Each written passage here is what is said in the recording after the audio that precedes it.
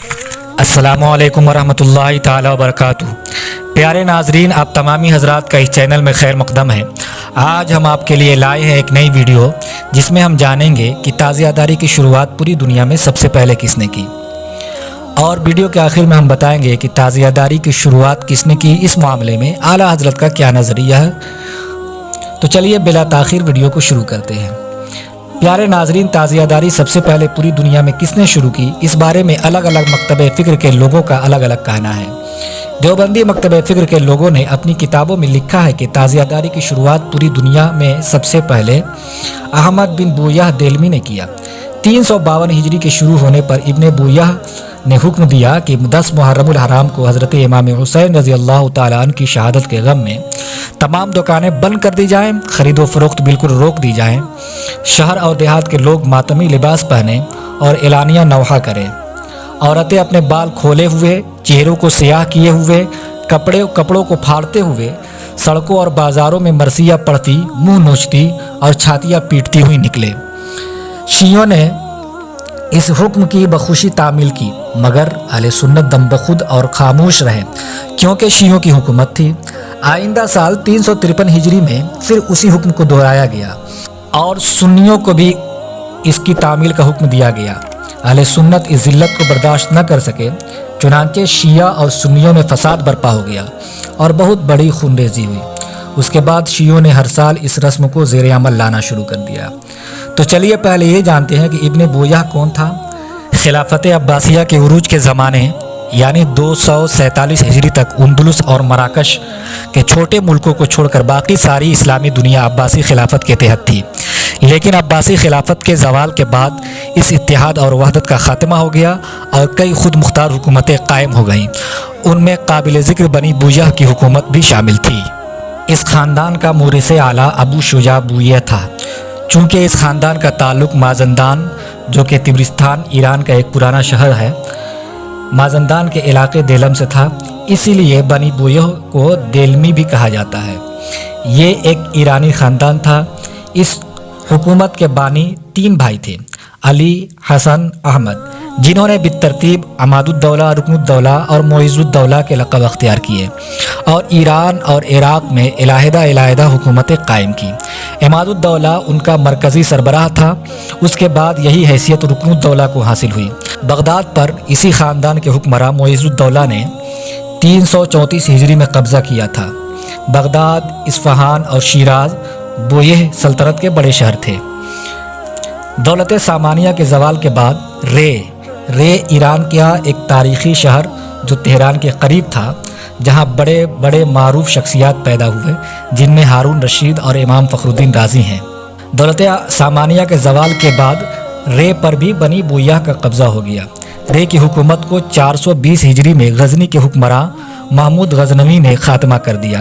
اس کے بعد 447 ہجری میں سلجوقیوں نے بغداد پر قبضہ کر کے بنی بویہ کی سلطنت کا ہر جگہ سے خاتمہ کر دیا۔ یہ عقیدے کے لحاظ سے شیعہ تھے اور محرم کے مہینے میں تعزیہ نکالنے اور عاشورہ کی رسم ادا کرنے کا آغاز انہی کے حکمراں معز الدولہ کے زمانے سے ہوا۔ آئیے اب جانتے ہیں کہ شیعہ مکتب فکر کے نزدیک تعزیہ داری کب سے شروع ہوئی۔ محترم ناظرین، شیعوں کا بھی دیوبندیوں سے ہی ملتا جلتا خیال ہے، مگر کچھ ملاوٹ اور سادات کرام پر تبرہ اور بہتان کے ساتھ معاذ اللہ۔ شیعوں کا نظریہ اس معاملے میں یہ ہے کہ حضرت زینب، حضرت امام زین العابدین رضی اللہ عنہما وہ ہستیاں ہیں جنہوں نے سب سے پہلے عزاداری کی، معاذ اللہ۔ اور آگے مزید یہ کہتے ہیں کہ شروع میں عزاداری کی محفلوں میں امام حسین رضی اللہ عنہ کی مصیبت کو اشعار میں بیان کرنے کے ذریعے آپ رضی اللہ عنہ پر گریہ وزاری کی جاتی تھی، لیکن رفتہ رفتہ ان محفلوں میں مرثیہ سرائی، نوحہ خوانی اور سینہ زنی وغیرہ بھی انجام پانے لگے۔ اور آگے وہ لوگ کہتے ہیں کہ ایران میں آل بویہ، صفویہ اور قاجاریہ کی حکومت کے دوران عزاداری کی رسم پورے ملک میں پھیل گئے، یہاں تک کہ خاندان صفویہ کے دور حکومت میں جہاں عزاداری کے مراسم میں وسعت آئی، وہاں شیعہ مذہب کو ایران کا سرکاری مذہب قرار دے دیا گیا۔ البتہ ایران کے بعض حکمرانوں جیسے نادر شاہ افشار اور رضا شاہ کے دور حکومت میں عزاداری کو محدود کرنے کی بھی کوشش کی گئی۔ شیعوں کا ماننا ہے کہ واقعہ کرب و بلا کے فوراً بعد شہداء کے غم منانے اور ان پر عزاداری کرنے کا آغاز ہوا، جو اب تک جاری ہے، لیکن اس پوری تاریخ عزاداری کے طور طریقوں میں مختلف تبدیلیاں آتی گئیں और इस तरह बहुत सारी रसूमात शामिल हो गई। हवाला wikishia.net। अब आइए दोस्तों सबसे अहम बात की तरफ चलते हैं। चलिए अब जानते हैं कि बरेलवी सुन्नी मकतब फ़िक्र के नज़दीक ताज़ियादारी की शुरुआत सबसे पहले किसने की और कब से हुई। मोहतरम नाजरीन, इसी तरह का एक सवाल आला हज़रत मुजद्दिद दीन व मिल्लत अशाह इमाम अहमद रज़ा ख़ान अलैहि रहमत व रिज़वान की बारगाह में आता है, जिसमें यह पूछा गया कि ताज़ियादारी किस वक्त से जारी है। तो सैयदी आला हज़रत जवाबन लिखते हैं कि बहुत जदीद और हिंदुस्तानियों की ईजाद है। हवाला फतवा रज़विया जिल्द 24 सफ़ा नंबर 508 मसला नंबर 207 से 219 तक। आला हज़रत अज़ीमुल बरकत इमाम अहमद रज़ा ख़ान अलैहि रहमत व रिज़वान ने एक सवाल के दो जवाब अता फरमाए, कब ईजाद हुआ और किसने ईजाद किया। इन दोनों सवाल का एक ही लाइन में जवाब अता फरमाया। मोहतरम नाजरीन, एक शिया आलिम डॉक्टर मूसा अल मुसवी ने अपनी किताब इस्लाह शिया में लिखा है, हमें तो बिज़ब्त ये मालूम नहीं हो सका कि आशूरा के दिन लोहे की जंजीरों से कंधे पीटने का आगाज़ कब हुआ और ईरान, इराक़ वगैरह जैसे शीई इलाकों में इस रस्म ने कब रिवाज पाया। लेकिन इसमें कोई शक नहीं कि तलवारों से सरकूबी और उसे ज़ख्मी करके आशूरा मुहर्रम को हज़रत इमाम हुसैन रज़ियल्लाहु ताला अन पर इजहार गम का तरीक़ा ईरान और इराक़ में हिंदुस्तानियों से अंग्रेज़ी इस्तेमार के ज़माने में गया है और अंग्रेज़ों ने शिया की जहालत सादगी और इमाम हुसैन के साथ अंधी अक्ल सोज़ मोहब्बत से फ़ायदा उठाते हुए उन्हें इमाम के गम में सरकूबी की तालीम दी। शियों के आलिम डॉक्टर मूसा अल मुसवी की तहरीर से ये तो साफ है कि शियों ने मनगढ़ंत कहानियाँ और नौज़ुबिल्लाह सादात इकराम पर बुहतान और झूठ बांधा है। अब रही देवबंदी मकतब फ़िक्र की बात, तो वो लोग भी झूठ बोलने में कम नहीं हैं। तो चलिए अब जानते हैं कि सबसे पहले हिंदुस्तान में ताज़ियादारी किसने शुरू की। प्यारे नाजरीन, हम सभी लोग जानते हैं कि हिंदुस्तान में ताज़ियादारी की शुरुआत मुग़ल बादशाह तैमूर लंग ने की, जिसके बारे में देवबंदी ये कहते हैं कि वो भी शिया था। तो चलिए नाजरीन मालूम करें कि तैमूर लंग शिया था या सुन्नी। शार बुखारी मुफ्ती शरीफुल हक अमजदी अलैहि रहमा लिखते हैं कि तैमूर लंग, जिसकी पैदाइश 1336 ईस्वी और वफ़ात 1405 ईस्वी में हुई, जो हिंदुस्तान में 1398 ईस्वी में आया था, वो सुन्नी बादशाह था। इसी तरह शाहान मुगलिया सबके सब सुन्नी थे। हुमायूं के बारे में कुछ लोगों ने कहा है कि वो शिया था। इसी तरह शाहान लोधी और उसके पहले सलातीन गुलाम सब सुन्नी थे। फतवा शार बुखारी जिल्द सोम सफ़ा नंबर 490। आला हज़रत इमाम अहमद रज़ा मुहक्किक बरेलवी लिखते हैं, बखिलाफ ताज़ियादारी के इसका आगाज़ अगरचे यूं ही सुना गया है कि सुल्तान तैमूर, जो कि हर साल रोज़ा इमाम हुसैन रज़ियल्लाहु ताला अन्हु की ज़ियारत को जाया करता था, जब उसने उमूर सल्तनत में बार बार जाना खलल दे पाया तो बनज़र शौक़ व तबर्रुक रोज़ा इमाम हुसैन का सही नक्श बनवाया और इसमें कोई हर्ज शरई न था। फतवा रज़विया जिल्द 24 सफ़ा नंबर 110। ताज़िया जिस तरह राइज है, ये ज़रूर बिदात शनइया है।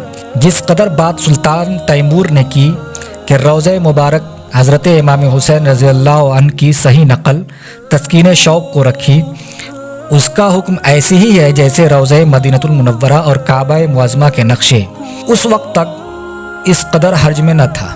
अब बवजह शीई व शबी इसकी भी इजाज़त नहीं।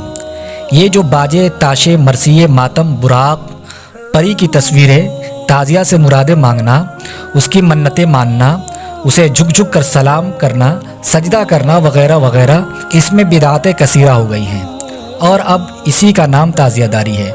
ये ज़रूर हराम है। दबीरो अनीस वगैरह रवाफिज के मरसिये तबर्रा पर मुश्तमिल होते हैं, अगरचे जाहिल न समझे और न भी हो तो झूठी बनावटी रवायतें, खिलाफ शरा कलिमात और अहले बैत अतहार की माज़ल्ला ज़िल्लत के साथ बयान और सिरे से गम परवरी के मरसिये किसने हलाल किए। हदीस पाक में है, नहा रसूलुल्लाह सल्लल्लाहु अलैहि वसल्लम अनिल मरासी, रसूलुल्लाह सल्लल्लाहु ताला अलैहि वसल्लम ने मरसियों से मना फरमाया। फतवा रज़विया जिल्द 24 सफ़ा नंबर 107। प्यारे नाजरीन, इन तमाम बातों से हमें यह मालूम हुआ कि ताज़ियादारी की इब्तिदा दौर जदीद में हुआ और किसने शुरुआत की, तारीख़ में इसकी कोई असल और सबूत नहीं है। जो पीछे बयान हुआ कि इब्ने बोयह ने इसकी शुरुआत की, इसकी भी कोई हकीकत और कोई सबूत नहीं है।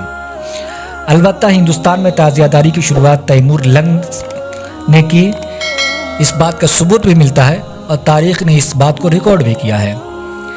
अल्लाह ताला हमें नेक अमल करने की तौफीक अता फरमाए।